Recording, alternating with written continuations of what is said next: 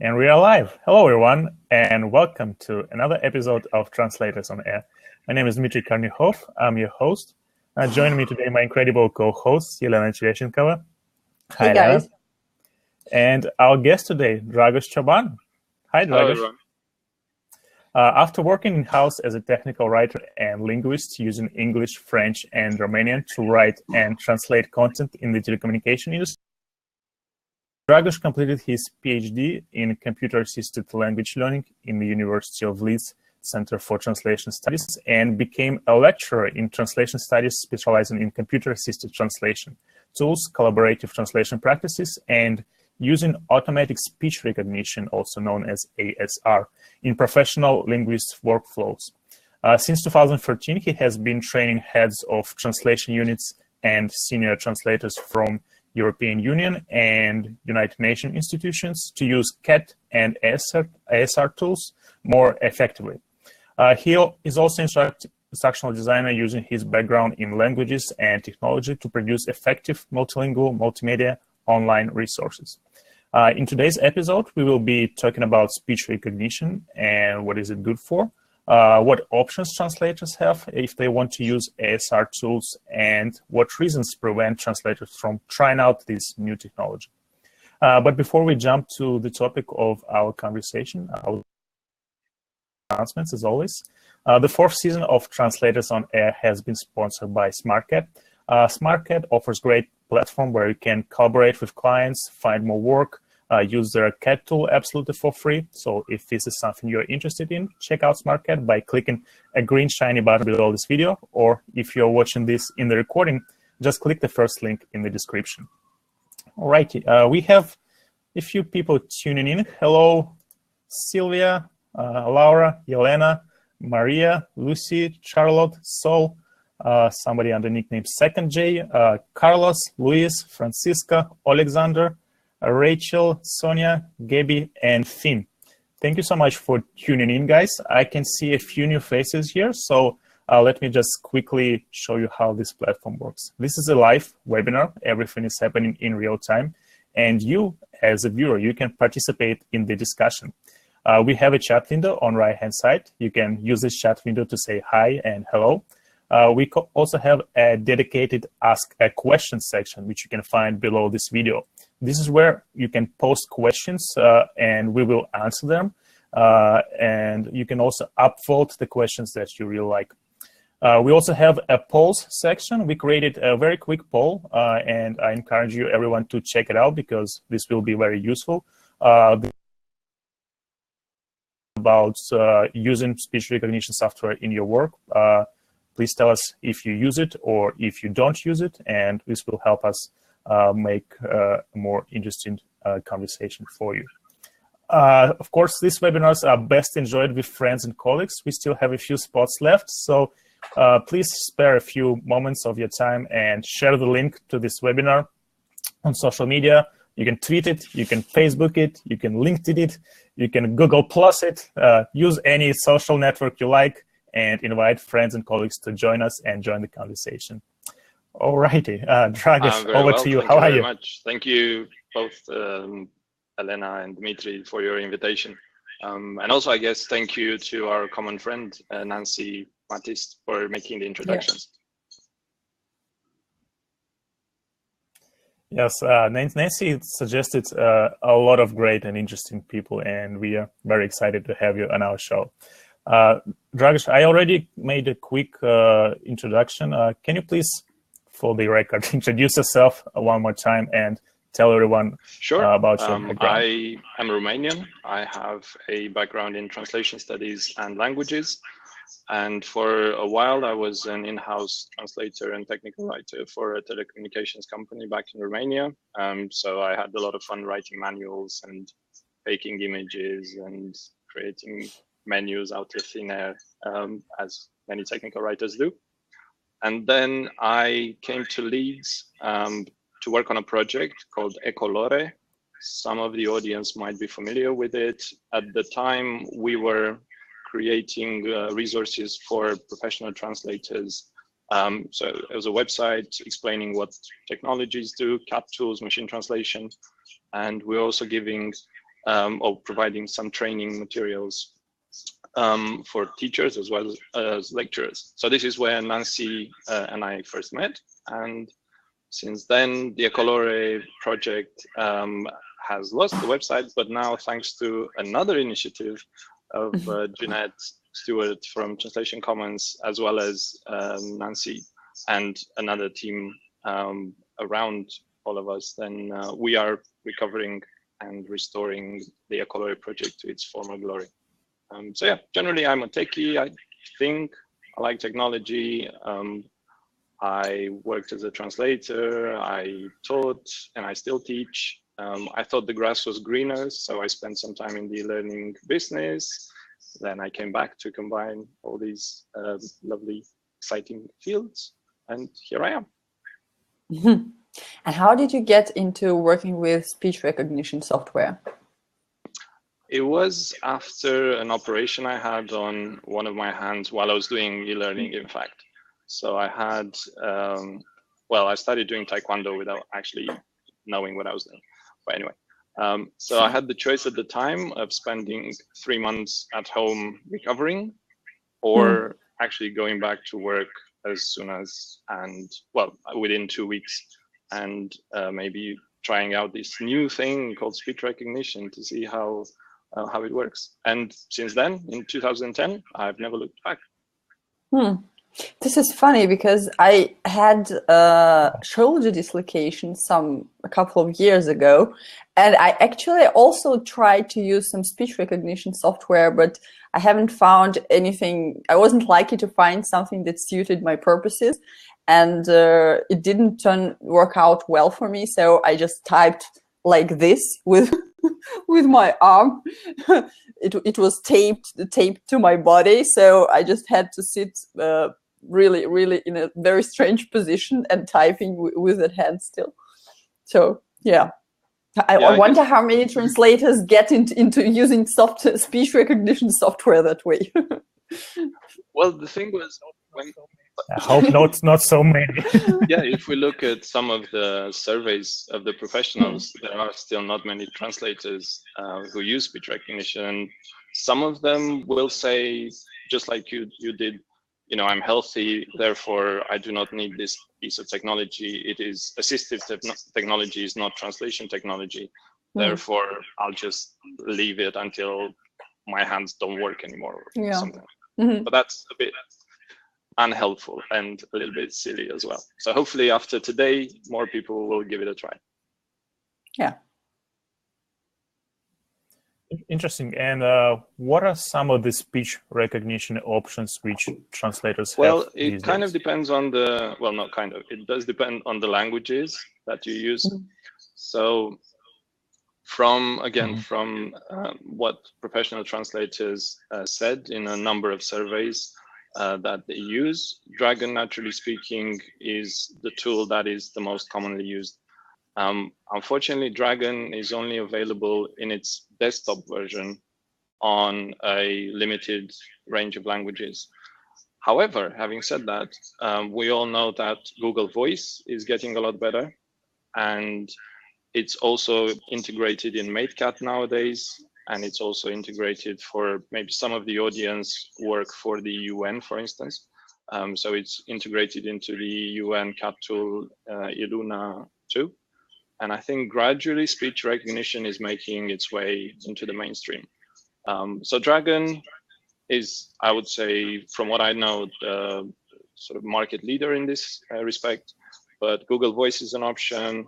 Microsoft speech recognition is an option. Lots of people use Apple, so the iOS speech recognizer as well, and we can speak in a little bit why one or the other and who for. Yeah. And why do you think that translators are reluctant to test this technology properly? I think there are several reasons. So, you know, some people just say, oh, some people are set in their ways and they don't want to use new technology. I think the answer to this question is a bit more complex. So it could be because of attitude. So again, like we were saying in the beginning, this technology is considered mainly to be assistive technology, not translation technology. But there are also other things. So for instance, if your language is not well supported, then you really don't have much of a choice. If you are using some CAT tools, which again do not support all the functionalities of the speech recognizer, then you're a bit stuck as well. And also, perhaps one of the bigger reasons is that it's actually a new, different way of working. So I know that translators like to believe that, or in training courses as well, people are told that you will read the source segment or the source text first, and then you will get an idea, and then you'll start translating. But actually, research shows that translators really just read the first bit of the source text usually, and then they start typing straight away, and then they read a bit more, and then they type. So if you use speech recognition well, you do have to read the source segment, at least the source segment fully.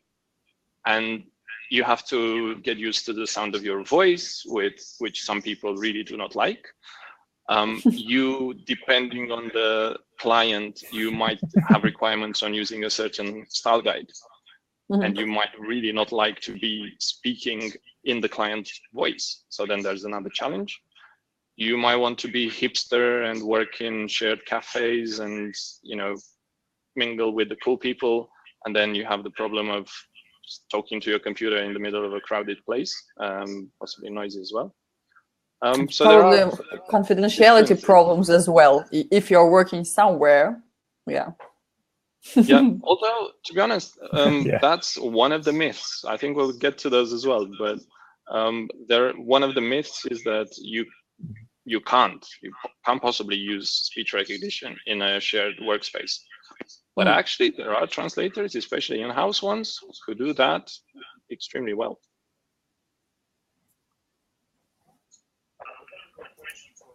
Interesting. We have a quick question from Rachel in the chat window. You mentioned that United Nations has their own CAT tool. What's the name of that CAT tool? Because I don't know. So I think I'll just type it because it's easier. So it's their web-based CAT tool, which is slowly being rolled out to other institutions as well. It's a cool tool. Hi, Rachel. Interesting. So, Dragos, can you please tell us what you can use the speech recognition for? Can you use it with a CAT tool?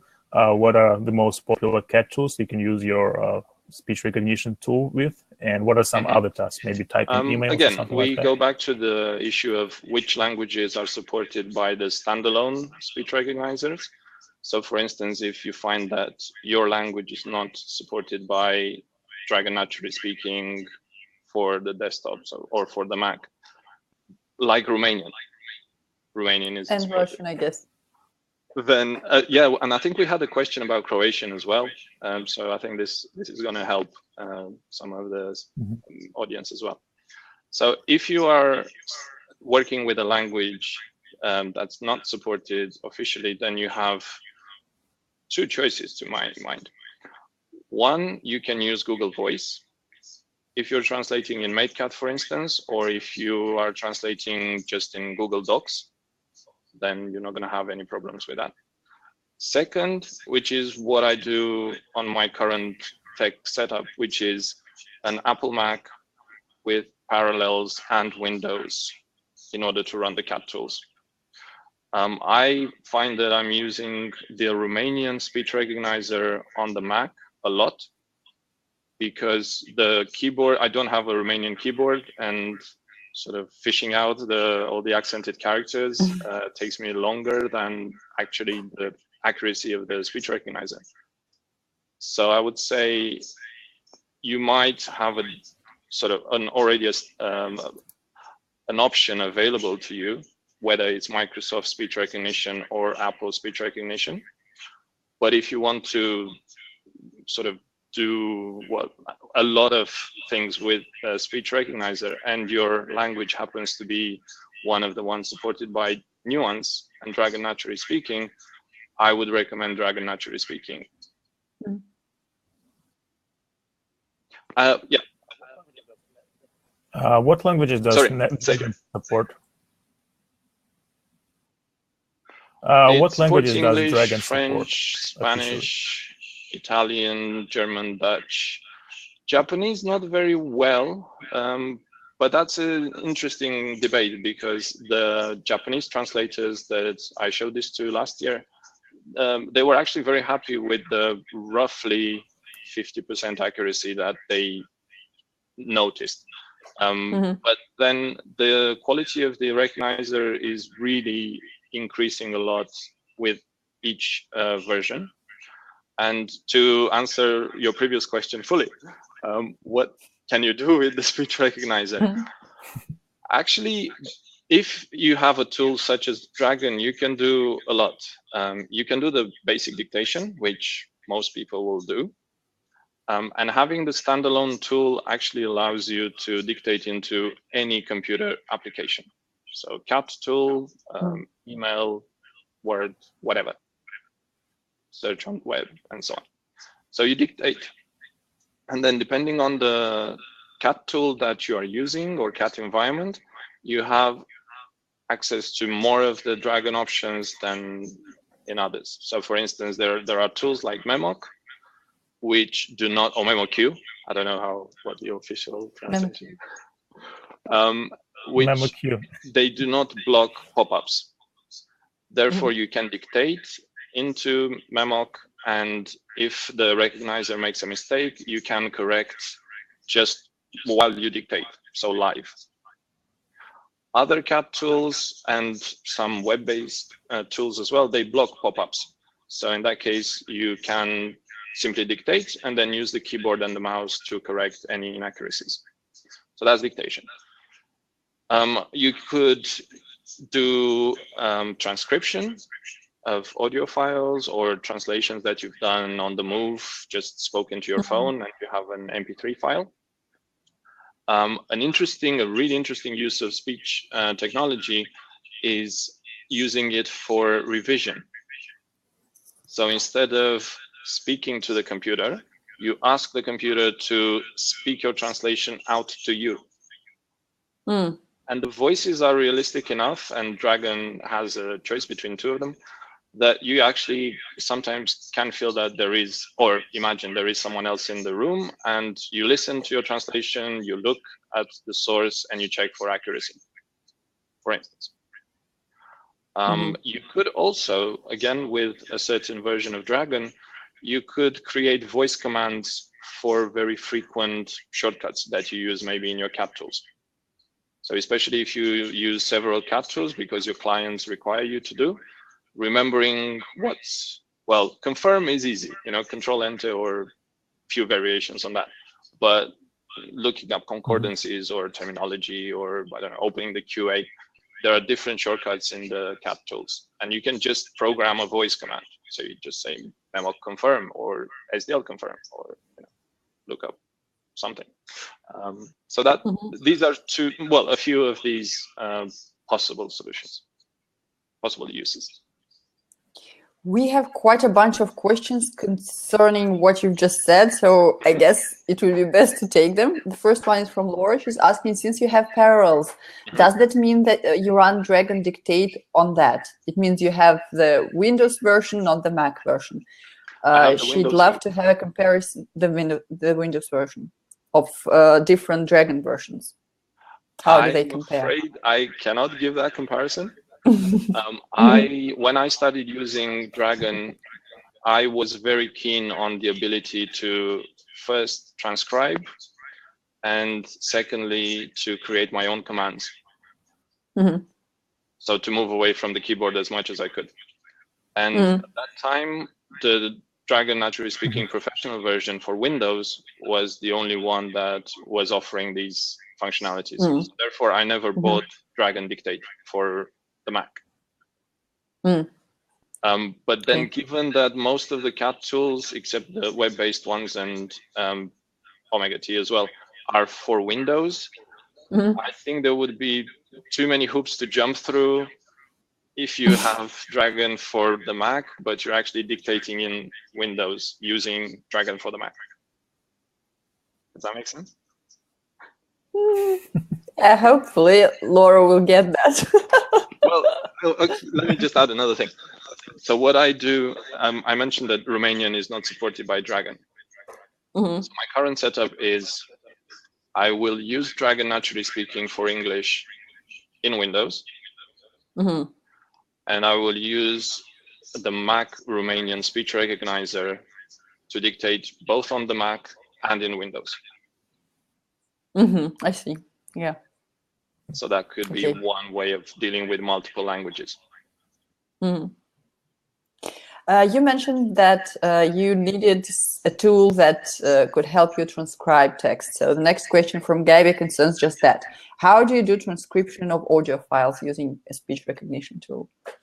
Again, Dragon, it's kind of starting to sound like I'm really selling Dragon. I'm not on that payroll, I just use it. Yeah. And again, if we look at the survey results, CIOL or ITI or my own, most people who use speech recognition use Dragon. So, and we're not working for the company. We just like the product. Anyway, with that disclaimer, there is a very simple option in the toolbar for Dragon, which is transcribe recording. You in version 15, so the latest version of the software, you attach the MP3 file, and then you have a choice of either using your own profile or using a neutral profile, an untrained profile. And then you press a button, you go and make a cup of tea, and when you get back, there is something for you. You can select to insert or to have the tool guess when it should insert punctuation, or you could leave it as a long string of text and you insert the punctuation, because you do need to actually look and proofread the result anyway. But it does speed things up. And my colleague, Alina Secara, who runs the MA in Audiovisual Translation Studies in Leeds, and she's been using the tool as well for a very long time and teaching it. She did an interesting test where she actually, it's a small test, but the test indicates that if you have a video spoken by, let's say, a male speaker, and you're trying to transcribe it using a female speaker profile, so, you know, her profile, for instance, you actually get worse results than using the neutral profile. Interesting. So it does work, but it still needs a little bit of proofreading, just like with anything which involves technology. Yeah. Yeah. I guess it makes sense. Hopefully someday we'll get to the point where there is no proofreading necessary for this kind of task. Sorry to interrupt. Well, on that point, I think you might be quite happy to hear that the results that Alina got, she was looking at the errors in the recognition. So she was comparing Dragon version 13 with Dragon version 15. And she was also comparing this discrepancy between assigning the wrong gender to the recognizer. And with the right gender, she got, for one of the videos she was transcribing automatically, she got 98% accuracy. And for another one, let me just look at my notes, it was 92% accuracy. So, you know, that's pretty good. It's pretty good. Yeah. You mentioned that among the languages that Dragon supports, Japanese is one of the languages that have most issues, at least among the translators that work in these languages. A question from Second J. Do you recall what content the Japanese translators worked with? I'm afraid I don't, but I can give you the story, so then you can sort of make your own decision about this. So this was a workshop on speech recognition at the Japanese Translation Association meeting last year or a couple of years ago. And the participants were asked to speak into the recognizer in Japanese. And I think they were either reading the program of the conference or they were making something up. And now this is an important point which actually applies to all languages. If the person who is actually speaking isn't very sure what they're going to say, and they do not speak in a, let's say, a full sentence or at least a large chunk of a sentence, so that if they speak word by word, then they will see immediately the problem that the speech recognition software is confused, does not have context in order to disambiguate, and doesn't work. So a lot of freelancers, coming back to your first question, Elena, lots of freelancers, they will have a quick go. They will look at a microphone, sort of get a bit stressed, say something randomly. So either very quickly or mumble or shout or, you know, not actually speak in a natural tone and speed as well. And then, of course, the computer is going to be confused, but so would some people listening to that person. Yeah. Yeah, that's very interesting that even computers want humans to speak like humans in order to be able to recognize what they're saying. Yeah, that's interesting. If I may, an interesting story, another story about this, and it's also a little bit of a myth again. So one of these myths that the speech recognition software does not recognize regional variants. So we held a workshop again on speech recognition with the local Yorkshire Translators and Interpreters network members in Leeds. Full house, and one of our members was actually really cool, and she went, she's Scottish.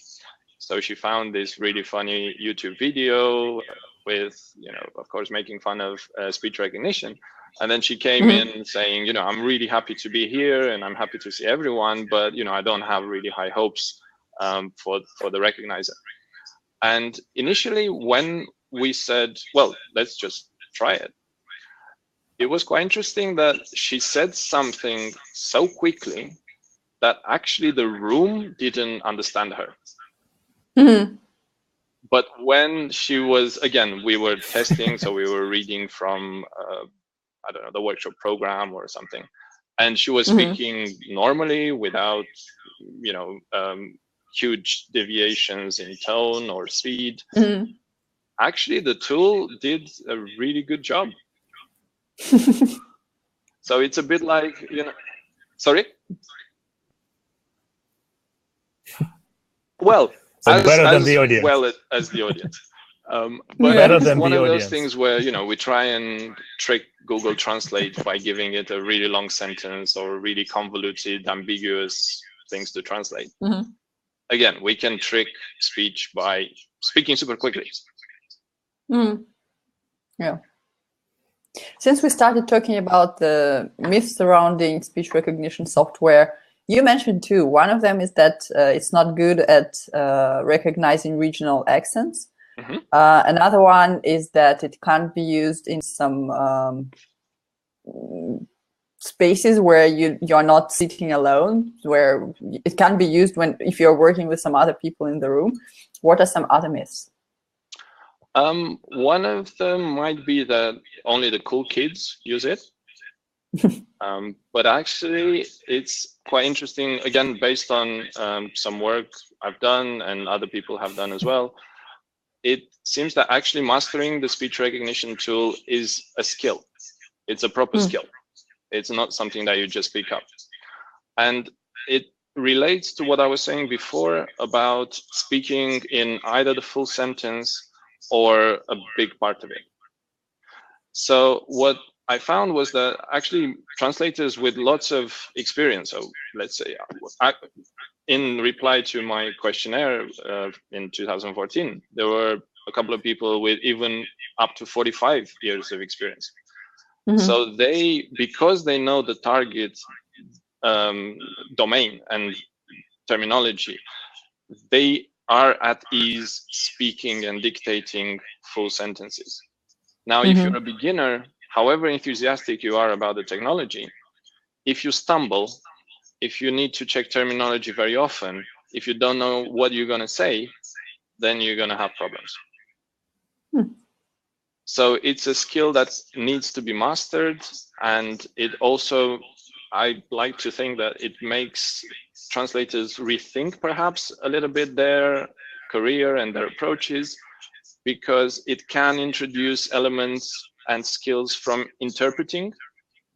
And traditionally, translators and interpreters have been a little bit separate, but I think this has potential to bring them together, because when a translator is reading off a paper or off the screen and dictating, they're actually doing side translation, which interpreters do a lot of time. Yeah. So, you know, it's not just for the cool kids, it's for all the kids of all the ages, as long as they are confident in what they are saying. And another myth could be that speech recognition is going to take all your problems away. But in fact, it will also introduce some of its own problems. So we really need to talk about this in this webinar. But we should really point out that, again, as a result of surveys of professional translators, pretty much as an average, translators using speech recognition were 30% more productive. And they also had the freedom to look around, blink properly rather than stare at the screen, watch their posture better, and just get away from the computer sometimes. So it's fantastic for ergonomics as well, I would say. But we need to pay attention to those problems. And another myth could be that, again, you do everything with it, but actually, the users say that they prefer to get over the blank screen kind of syndrome, blank page, writer's block, to get the first draft of the translation out. But then they do have to go back and check. So it's not, I'm going to speak and I'm done with it. Yeah. A question from Tracy, and I guess someone else has already asked it. Yes, Maria asked, how long does it take to, oh no, that's another question from Maria. Tracy asked, how long does it take to master the speech recognition software? So it's a skill. How long does it take to master it enough so that you would be 30% more productive? I guess everyone would like that. For sure. And I think they very connected to this question is the one that we saw being asked, and I think it was voted the most interesting question. How long does it take to train? To train the software to recognize your voice and dictation. By Maria. Diction, sorry. So in terms of training, it's super impressive that in the latest version of Dragoș, actually starting with version 13, you don't actually need to train the software anymore. So for these particular languages supported by Nuance and Dragon Naturally Speaking, it works out of the box. What you train are your proper names, maybe vocabulary that's out of the domain or unusual. That's what you train. In the case of the web-based tools like Google Voice, or if you go and work with Siri or Microsoft Cortana or whatever, you can't train them. What you can do is simply continue to speak and correct manually the problems. Because they are web-based, the language model is a general language model, it's not something that's becoming personalized to you. So the best you can do is just feed it more data. But the advantage of having the local installation on your computer like Dragon is that you can use the huge language model it comes with. You benefit from the deep neural network approach to improving it. But again, everyone is using neural networks nowadays, so that's not a big surprise. But the consequence is that it works out of the box, and it allows you to do things that you might, admin things, like writing to your clients and answering emails and probably surfing the web, maybe not ideal, but so in the beginning, I would plan for using it an hour or two, again, based on what I saw from the professional translators, a day, simply because, again, because it's a skill, people they go from one extreme to the other. They go from typing all day to speaking all day. And what they don't realize always is that they are actually turning into sort of teachers. And their vocal cords become more affected. And, you know, if they don't trust their microphone, if they have a bad quality microphone, they find that they need to shout, and that's not sustainable. But I have seen in response to a survey, that survey from back in 2014, that there are the translators who said they had up to 20 or 25 years of experience. They were using it for 6-7 hours a day, they said, comfortably. The ones at the beginning of their careers, like I said, 2-3 hours. But yeah, you need to have your hot water handy and not overdo it. Okay. So the answer is, it just works.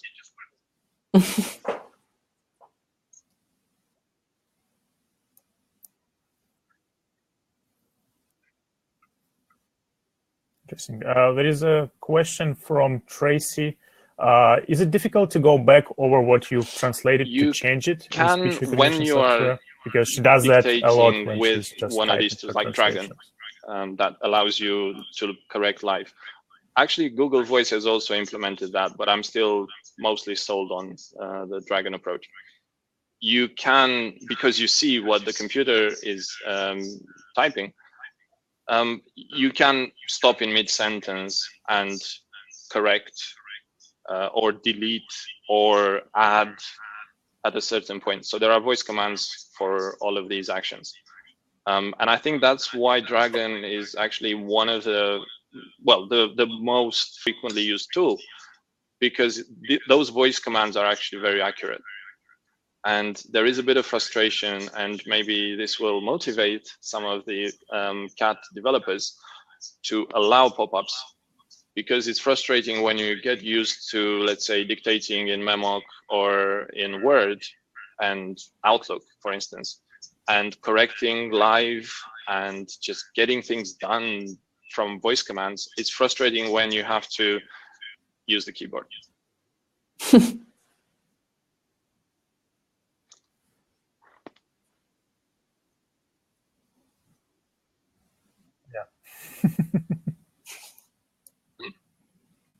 Well, hopefully the CAT tool developers will take this into consideration in the future releases, especially those who are working, who develop in the web-based tools, because it seems like it's a much simpler and better approach for those translators who use speech recognition. I know it from personal experience when I learn some new skill and then I'm put in the situation where I cannot use this I think skill, we and also I have to go back need to the previous raise version awareness of doing and things. speak more about it and happy. just give people a chance to try it out. Because I also understand the developers. If they guide themselves and they're developing decisions by what professional answers. So when we look at, let's say, the 2017 UK translators survey done by the CIOL, the ITI, and the European Commission, we look there and we see 15% of the respondents use speech recognition. We go back to 2011, 10%. We go back to 2001, 10%. So we don't really seem to believing that 10%, 15% area, because there is a lot of hearsay, and translators do trust each other. But the problem is that some of those experiences that translators have had are either with very old versions of the tool, or they were doing it wrong with really bad equipment, perhaps, or again, like we said, they didn't know what to say. They were a bit intimidated. So I think we need to just be a little bit more scientific and resilient about the whole decision process rather than, you know, discount it because it doesn't work.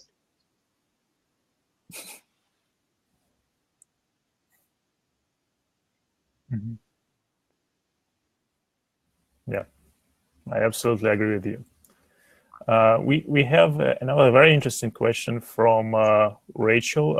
How do speech recognition programs work when there are tags in the translation text? I know from personal experience, I work in video game localization and software localization, and there are a lot of tags that you have to copy and paste, and dictating those tags seems like an issue for me. So I don't know how it so works. When you are please dictating, shed a little bit of light one of on the first challenges that people have to get used to is and overcome is dictating the punctuation. Because we're not used to saying hello in Elena and Dimitri, comma, it's very nice to be here, full stop. But after a little while, you actually get in the groove. So it's not too bad. So if you combine translating with punctuation and the shortcut keys that some CAT tools, I don't know, F9, and they have for inserting the next tag, you are starting to speak in a very strange way, but you will find that it actually works. However, pretty much nobody from the surveys that I've done and have seen has said that they use speech recognition and they just move away from the computer and sit back in the sun. Everyone is using it in conjunction with the keyboard and the mouse. So you might want to use keyboards for some things, because, you know, we also have to think of the cognitive overload. I mean, on the one hand, you're focusing on the source. You have the translation in your head, you dictate it. But then the translation appears and it kind of stops you in your flow in a way if you focus on it, if you don't look away. If you look away, you're safe. But if you don't, then you're also kind of checking what has been recognized as well. You need to make sure that the punctuation is in the right place. And now you also have to put some tags in. It's a bit hard. So it might be, it might be a change of workflow. So, you know, we leave the tags out and we insert the tags in the revision process. To say the least.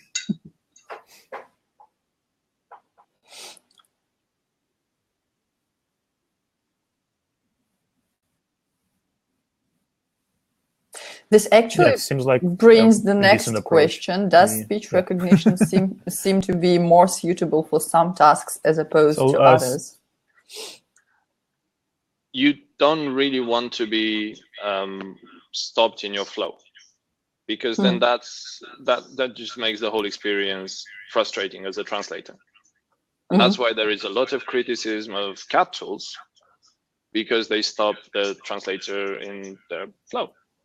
So therefore, if you are working on a task, for instance, like post-editing, where you kind of have to skip around and modify little bits rather than dictate a coherent target, sentence, paragraph, whatever, segment, then the experience is going to be frustrating. So I would, again, we don't have enough people using this technology. So there is some research into ergonomics. There are some really good teams in Zurich, in Copenhagen, in Dublin, in Barcelona, looking at university teams, is it feasible to just post-edit using voice, or do you actually need the keyboard as well? To make the whole jumping around and deleting a bit easier. At the moment, it seems that the evidence suggests that it's much easier to use a combination of keyboard and voice for such tasks. And you can rely quite comfortably on the voice for dictation from scratch. But the other thing to bear in mind is which CAT tool are you using? If your CAT tool doesn't allow these pop-ups and it doesn't allow you to jump from place to place, then that question disappears. You use your speech recognition for your emails and, I don't know, PR materials, and you forget about post-editing. So it's not an answer to everything, but it shouldn't be discarded just because it doesn't do one thing. That's my personal opinion. So you wouldn't say that speech recognition software is the one and only solution we've all been waiting for, and that it doesn't have any problems? Oh no, it comes with problems. Actually, it introduces big problems. So, well, not many, but let's talk about one of them. When you are dictating, so the computer will recognize or do its best to recognize your voice. Now, everything that the computer will, or the speech recognition system, I'm talking like the computer, the magic black box. There's no magic about speech recognition, by the way. If people want to build their own, they can, just like machine translation. Anyway, that's different. So you dictate, you have something recognized. Now, everything that has been recognized is a valid word, because all speech recognition systems have a language model. Now, when you think that if you translate and you mistype, you get the little red underline telling you, check this out. You don't get that with speech recognition. If you've got a CAT tool with a clever grammar checker, maybe you might get some alerts. But actually, everything in that segment, in the target segment, is a valid word. So the translators need to be sort of doubly careful when they do the revision. Because those valid words might not fit with the context. And also, they might just be the homophones. So, for instance, there it can be spelled in 3 different ways. 2 can be a particle and the numeral. And if the sentence or the segment has been dictated in one full go, then the very likelihood is that you won't have problems with the recognition, because there is so these software, this Dragon in particular, is a bit of a beast. So it comes with a huge language model. So the disambiguation is actually excellent, but it does need the full context, so they say. So if you, for some reason, I don't know, cat jumped on your lap and you started speaking in short phrases, then things might occur. But however, despite these problems, I'm still very interested to hear from these professional translators who use speech recognition that so the average productivity gain is around 30%. So they might go super fast producing the draft, and then they'll do the revision in maybe double the time they normally do. But overall, they are faster. And also they have had the chance to look elsewhere and walk around and straighten their back and so on. Yeah, which is also good. Another question from Tracy: does Dragos allow pop-ups? No. But it's good for dictation. And I was actually talking to one of the members of the YTI network, who's translating for the UN and UN organizations, where in some of these organizations they use Dragos. And she's totally cool with it. So it all comes to this confidence in the domain and in the target text. If you speak in continuous sentences, there's nothing to correct. If you hop around and you change your mind and you want to do it quickly, and if you don't know the domain, then of course it's going to be a pain. Does it mean that speech recognition software is better suited for more experienced translators who are comfortable with the area of specialization they're working in? If you want the super, I don't know, golden boy, or maybe that's not actually appropriate, But one of the biggest success stories that I have read is Kevin Losner, and he was talking on his blog at one point about doing 10,000 words comfortably because he uses speech recognition a day. But again, that implies a change in his workflow. He's a domain expert. I think he was talking about translating legal texts, and he does not rely on the translation memory so much.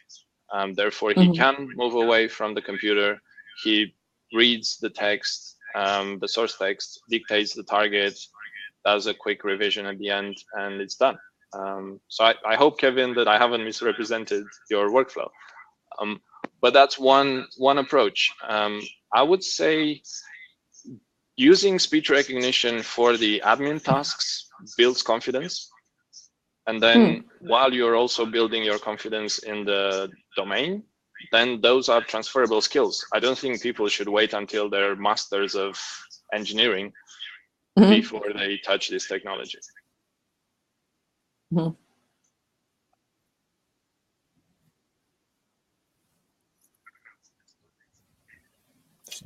You were speaking about the domain and the area of specialization, and I was thinking, do you have any kind of research or data that would show what kind of domain and fields of specializations are more suitable for speech recognition? Because I work in a very creative field, and when I'm translating, it's actually doesn't happen instant, because I have to look at the sentence, think it over, make sure that the translation is as creative as the original, and it doesn't happen on the fly the moment I start reading the sentence. So it takes some time for me to think it over and come up with the most suitable and adequate translation. While in technical fields or fields that have more fixed terminology, fixed language structure, I think that speech recognition should be more suitable. No big data to make this a super scientific. Is there any kind of data that proves or disproves that?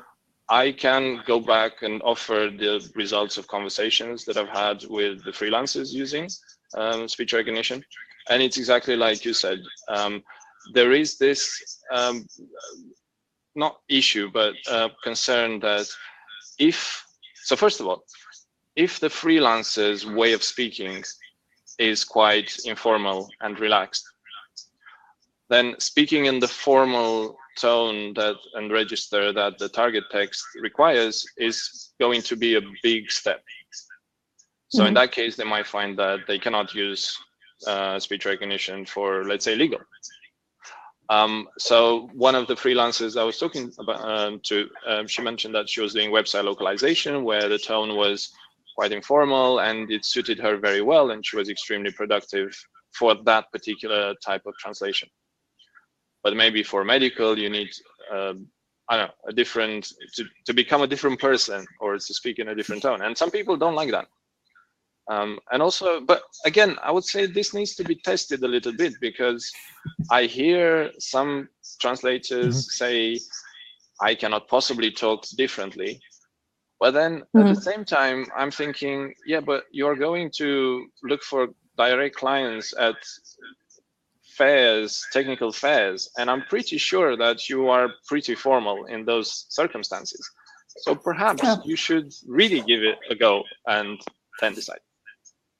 But you're right, if the thinking process takes a long time, then speech might not be for the translation. You might want to use the text to speech to hear back what you've said, to see if it sounds like what, you know, it meets the criteria, but you might not use it. And by the way, I know you agree with me.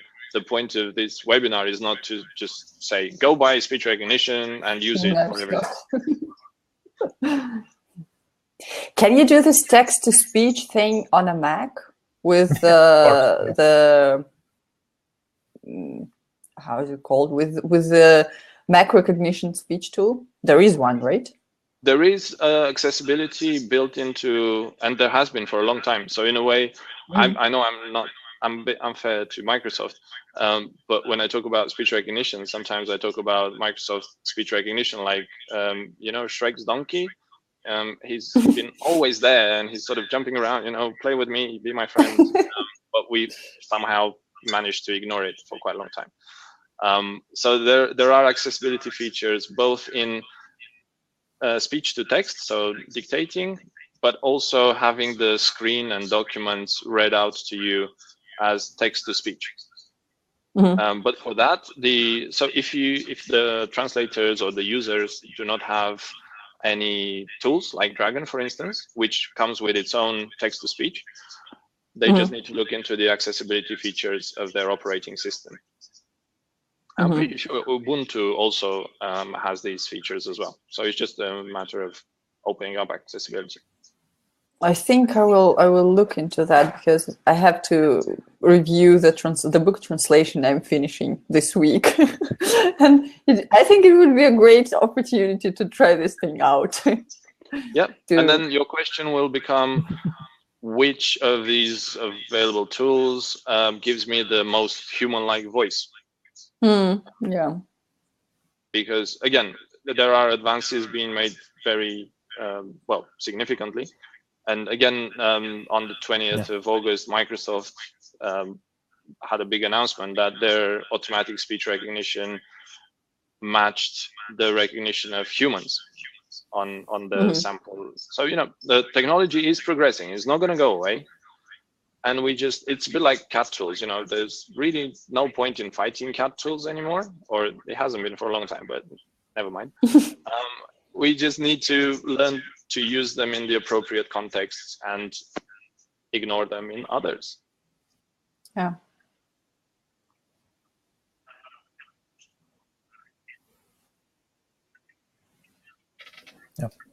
We have a question from Gaby. Would you say it's easier for translators who are also interpreters to adopt this kind of tools? Interpreters, generally, they have training in public speaking, and also they have done the translation exercises, the side translation exercises. So I would say they are going to find it easier, easier. However, there are all these guys, the 10% and the ladies, 10%, 15% of thousands. So, you know, hundreds of people out there have been using it. They really don't all come from an interpreting background. So it can be done. It's just a head start, but it's quite exciting because you're acquiring a new skill. And something I'm really grateful that Gaby's brought that up and you brought that up. I sometimes go to freelance conferences, translators conferences, and sometimes when members of the audience want to ask a question, they get up and they preface their question with something along the lines of, oh, I'm really sorry, I'm not used to speaking in public, this is going to be strange. Well, if you've heard yourself talk, and because the speech recognition will write everything down, so if you speak like this, like 2000 likes in a like sentence, you're going to find out about it. Or if you have pauses and and other little quirks. So I think for the price of a CAT tool, or for the practice of, not a CAT tool, a speech recognition tool, or for the practice and acquisition of this new skill, you're actually also investing in yourself and maybe acquiring, not maybe, but really, acquiring some public speaking skills. Yeah. We need direct clients. Yeah. Which is also a useful skill. To wrap this up, what is the most important piece of advice you would give to someone who would like to try speech recognition software out? Ooh, I should have prepared for that one, I think. I would say so don't discount it. So it's not just it's not gonna be one thing. Good. If you are fortunate to be working in one of those languages supported by Nuance, download the software, and they do give your money back in 30 days. Have a play with that. But really, just don't stick to the blog posts of people saying technology is going to take over the world and there's no use for it and please don't touch it. Actually think of yourself. Do you like using your hands, your eyes, and your back for many years more? Or would you like to start feeling pain? So it's an investment in you, in your ergonomics, in your productivity, and just take it as any other development activity. Put the time into it, talk to several people, don't just take one advice, and see how you get on. It might not be for you, but let's find out. Yeah, you'll never find out if you don't try, right?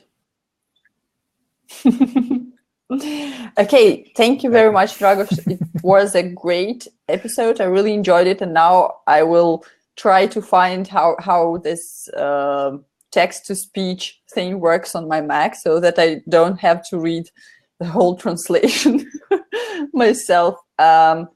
Thank you, everyone, for joining us. I hope you enjoyed it. Hope you've heard something useful, and maybe you'll give it a try, and it will help you increase your productivity. Please don't forget to check out the website of our sponsors by clicking the green button below this video, or checking out the first link in the description if you are watching this in the recording, or just going to smartcat.ai. And we'll see you next week. Thank you to both of you, and thank you to all the participants for Thank you, guys. questions. Have a wonderful day, everyone. Yeah, let's stay in touch. Yeah, sure. Thank you. Bye. Yeah, thank you, Dragoș. Bye-bye.